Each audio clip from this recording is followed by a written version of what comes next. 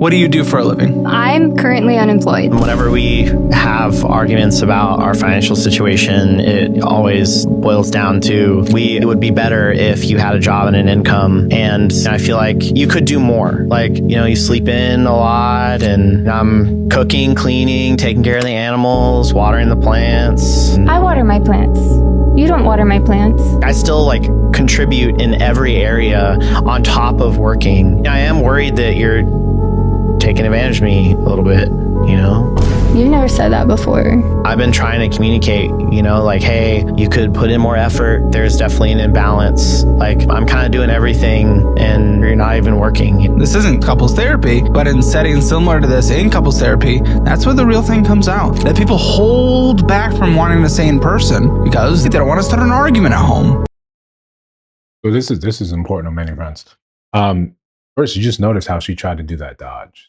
Right? He laid out, several key things. She's just talking about, I water my plants. He's saying you don't do anything else around the house, but you're talking about, I water my plants. That is the hill to die on. That is going to prove my point that I'm an equal contributor to this relationship, even though I don't have a job, but I water my plants. Now, the greatest issue, right? The greatest issue is that he's allowed it. When you allow this behavior to persist over time, then you come maybe on Cable Hammer Show, or like he's talking about, you go to therapy, and now you want to bring it up. Now you want to bring it up where you want corrective action. Most humans are stubborn, and it's very rarely that you see us exhibit real forms of change, especially after someone's been accustomed to a certain way of life.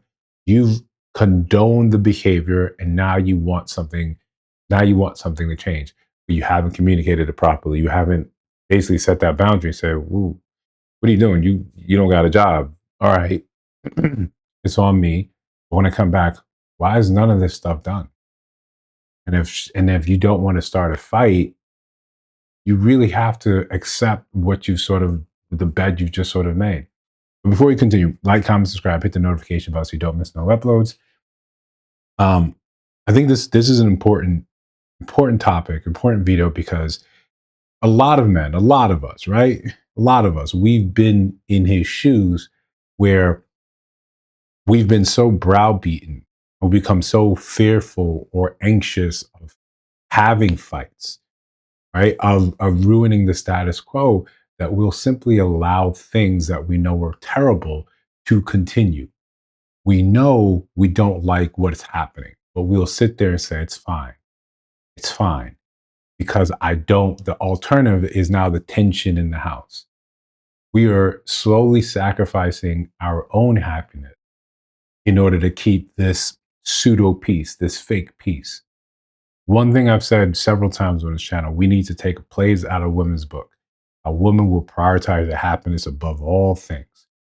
We could stand to do something similar, maybe not to the extreme, not to the detrimental extreme, but when we hear happiness, we think that's anathema to our purpose. We think, well, if I could be kind of content, if I could find peace, I'd rather find peace over happiness. You should probably strive to secure your peace and get some happiness as well. If your partner is not pulling their weight, if you feel like your partner does not appreciate you, and this is me speaking from experience, you have to say something. You have to let that be known right then and there, not years later, not over time, because now it becomes this impossible thing where you're now telling someone and trying to pull this appreciation, this validation out of them. And they're never, if they were capable of giving it, they would have done it already. Now you put yourself in that catch-22. You've told them, and women talk about this all the time, they do it with flowers. I've told you that you don't appreciate me. I've told you that you need to do more around the house.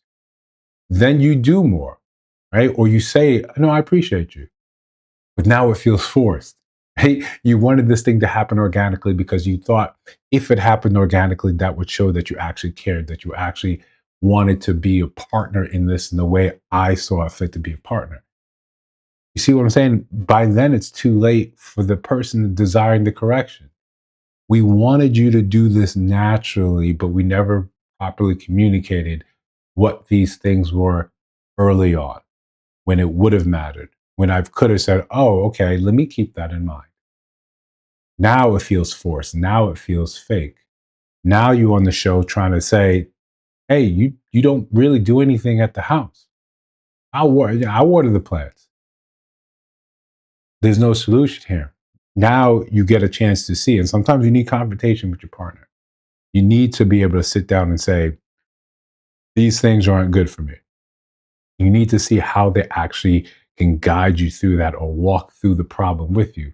Or do they turn around and gaslight and try to make it seem like, well, no, I do one of the things here.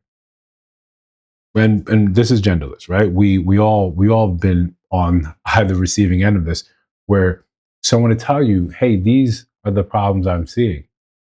And instead of looking at this and saying 1, 2, 3, 1 through 7, I'm listening what you're saying. No, I think 3 is wrong. Therefore, the entire thing is wrong. We stop listening to what someone's saying. We stop listening to the intent. We stop listening to the essence of what's being said, and we just kind of put it out there. In this man's case, this is what happens when you're soft. This is what happens when you want to keep the peace at all costs. You don't want to fight with her because part of you is afraid of losing her. And that is your biggest fear at the moment.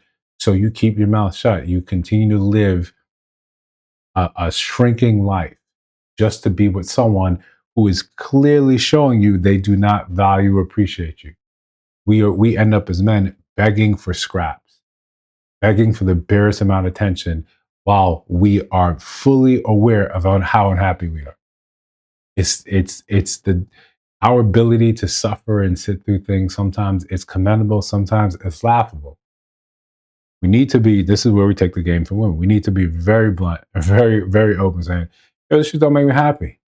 Here, let me give you the things I'm talking about. Hey, I feel like I'm pulling double duty. You don't got a job. I come home, I cook, clean, laundry, I water the plants. No, you don't water my plants. Doesn't matter. I'm telling this and I'm happy. This continues, you're going to find some other place to go. You don't want to get a job? Cool. I told you should have got a job. You know what? Listen, this has to end. And you could be sad. You can be upset. You can cry. But get that out. Let that be the thing. Stand on that as a man saying, this isn't good. Whatever you can replace me, what I won't do, another man, cool, all that. But right now for me, this doesn't work. This is not okay. We have to get comfortable setting those boundaries, holding to that and say, no. This is obviously part of growing up. This is what lessons that we learn.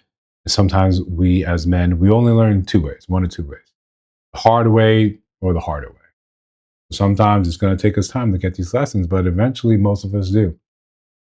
If you disagree, let me know down in the comments. If you see videos on your screen right now, check those out. Let me know your thoughts about those in those videos. And of course, if you listen to my voice now and you have not subscribed, I think you should. We're trying to build something dope over here. I'll see you in the next one.